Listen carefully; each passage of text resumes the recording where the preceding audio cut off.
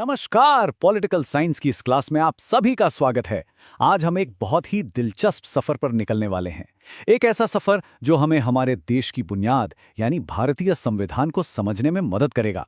ये सिर्फ एक विषय नहीं है, ये हमारे राष्ट्र की कहानी है। चलिए एक सवाल से शुरू करते हैं। किसी भी देश का ब्लूप्रिंट क्या होता है? सोचिए, जब कोई बड़ी बिल्डिंग बनती है तो सबसे पहले क्या तैयार होता है? उसका नक्शा, उसका ब्लूप्रिंट, है ना, जिसके बिना वो बन ही नहीं सकती। ठीक वैसे ही हर देश को चलाने के लिए नियमों की एक किताब होती है, एक ब्लूप्रिंट होता है, और उसी ब्लूप्रिंट को हम संविधान कहते हैं। ये कोर्स हमें उसी ब्लूप्रिंट को पढ़ना और समझना सिखाए।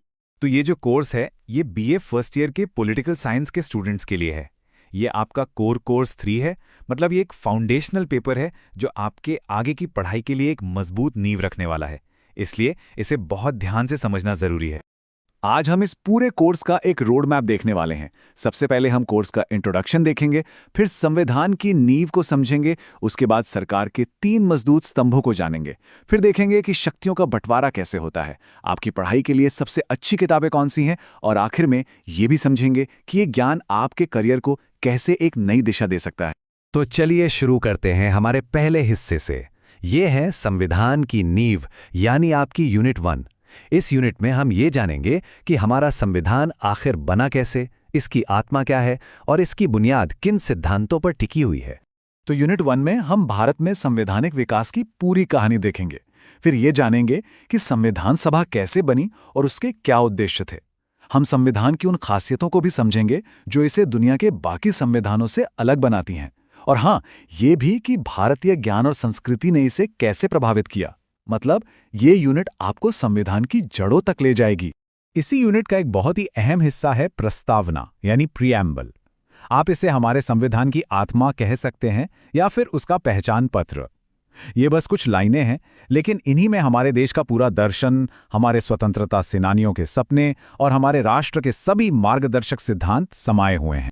इस यूनिट के जो सबसे जरूरी टॉपिक्स हैं वो है मौलिक अधिकार और नीति निर्देशक तत्व। देखिए, इन दोनों के बीच का फर्क समझना बहुत बहुत जरूरी है। मौलिक अधिकार वो हक हैं जो आपको जन्म से मिलते हैं, और अगर कोई उन्हें छीनने की कोशिश करता है तो आप सीधे अदालत जा सकते हैं। वहीं नीति निर्देशक तत्व सरकार के लिए एक लक्ष्य की तरह हैं, जैसे देश से गरीबी मिटाना। सरकार को इस पर काम करना चाहिए, लेकिन आप इसे लागू करवाने के लिए कोर्ट नहीं जा सकते। अच्छा, तो ये तो थी संविधान की नींव। अब देखते हैं कि इस नींव पर सरकार की जो पूरी इमारत है वो कैसे खड़ी होती है। अगले सेक्शन में हम सरकार के 3 स्तंभों को समझेंगे जो आपकी यूनिट 2, 3 और 4 में दिए गए हैं। ये तीनों मिलकर ही देश का शासन चलाते हैं। तो सरकार के ये 3 स्तंभ हैं, विधायिका, कार्यपालिका और न्यायपालिका। चलिए इसे एक बहुत ही सिंपल से एग्जाम्पल से समझते हैं। मान लीजिए संसद यानी विधायिका ने कानून बनाया कि सबको हेलमेट पहनना होगा। अब पुलिस, जो कार्यपालिका का हिस्सा है, वो ये सुनिश्चित करेगी कि लोग इस कानून को मानें, और अगर कोई इस कानून को तोड़ता है या उस पर सवाल उठाता है तो अदालत यानी न्यायपालिका फैसला करेगी। तो यूनिट 2 में हम बात करेंगे विधायिका की, यानी वो जगह जहां हमारे देश के कानून बनते हैं, संसद। हम लोकसभा और राज्यसभा की बनावट और उनके कामों को समझेंगे। ये भी जानेंगे कि लोकसभा स्पीकर की भूमिका इतनी शक्तिशाली क्यों होती है, और साथ ही हम राज्यों की विधानसभाओं के बारे में भी पढ़ेंगे। अब आते हैं यूनिट 3 पर, यानी कार्यपालिका। ये वो लोग हैं जो संसद द्वारा बनाए गए कानूनों को असल में जमीन पर लागू करते हैं। केंद्र में राष्ट्रपति और प्रधानमंत्री से लेकर राज्यों में राज्यपाल और मुख्यमंत्री तक हम इन सभी की शक्तियों और जिम्मेदारियों को विस्तार से जानेंगे। और फिर आता है तीसरा और बहुत ही महत्वपूर्ण स्तंभ, न्यायपालिका, जिसे हम यूनिट 4 में पढ़ेंगे। इसमें हम सुप्रीम कोर्ट और हाई कोर्ट के अधिकार क्षेत्र को समझेंगे, लेकिन साथ ही हम उन संस्थाओं के बारे में भी जानेंगे जो हमारे लोकतंत्र की रीढ़ हैं, जैसे चुनाव आयोग जो निष्पक्ष चुनाव कराता है, और यूपीएससी जो ये सुनिश्चित करता है कि देश को सबसे काबिल अफसर मिले। ठीक है, तो हमने सरकार के तीनों अंगों को देख लिया। अब जो आखिरी कंटेंट यूनिट है हमारे सिलेबस की, यूनिट 5, वो बात करती है शक्तियों के बंटवारे की। मतलब ये कि इतनी सारी शक्तियों का बंटवारा केंद्र, राज्य और स्थानीय सरकारों के बीच कैसे होता है। इस यूनिट में हम केंद्र और राज्यों के बीच के संबंधों को देखेंगे, विधायी, प्रशासनिक और वित्तीय संबंध। फिर हम 73वें और 74वें संशोधन के महत्व को समझेंगे, जिसने शक्ति को सीधे आपके गांव की पंचायत और शहर की नगर पालिका तक पहुंचाया और हमारे लोकतंत्र को जमीनी स्तर पर और मजबूत किया। तो ये था आपका पूरा सिलेबस। अब सवाल ये उठता है कि इस गहरे समंदर में उतरने के लिए कौन सी किताबें सबसे अच्छी रहेंगी। चलिए अब आपके लर्निंग टूल किट यानी कुछ बेहतरीन किताबों पर नजर डालते हैं जो इस सफर में आपकी सबसे अच्छी दोस्त बनेंगी। देखिए, ये 3 किताबें बहुत महत्वपूर्ण हैं। डीडी बसु की किताब आपको संविधान की कानूनी बारीकियों को समझने में मदद करेगी। एम लक्ष्मीकांत, ये तो सिविल सेवा परीक्षा की तैयारी करने वालों के लिए गीता की तरह है। इसमें हर तथ्य विस्तार से दिया गया है। और अगर आप आसान भाषा में शुरुआत करना चाहते हैं तो सुभाष कश्यप की हमारा संविधान सबसे अच्छी है।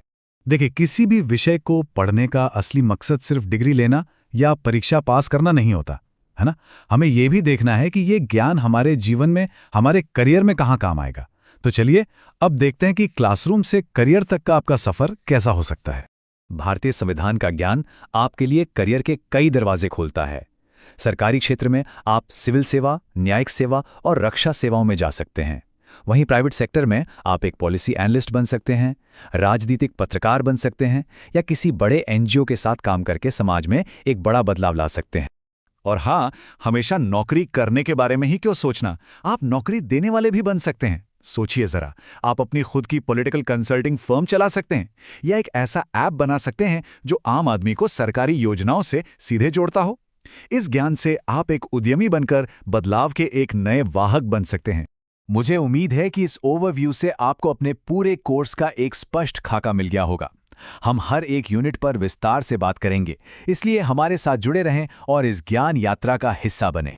तो आखिर में मैं बस एक सवाल आपके लिए छोड़कर जा रहा हूं। अब जब आप देश का ये ब्लूप्रिंट जानने और समझने वाले हैं, तो ये जरूर सोचिएगा कि आप इस राष्ट्र के निर्माण में अपनी भूमिका कैसे निभाएंगे। धन्यवाद। काव्यमाला चैनल को सब्सक्राइब करें और ऐसे और शैक्षणिक वीडियो देखें।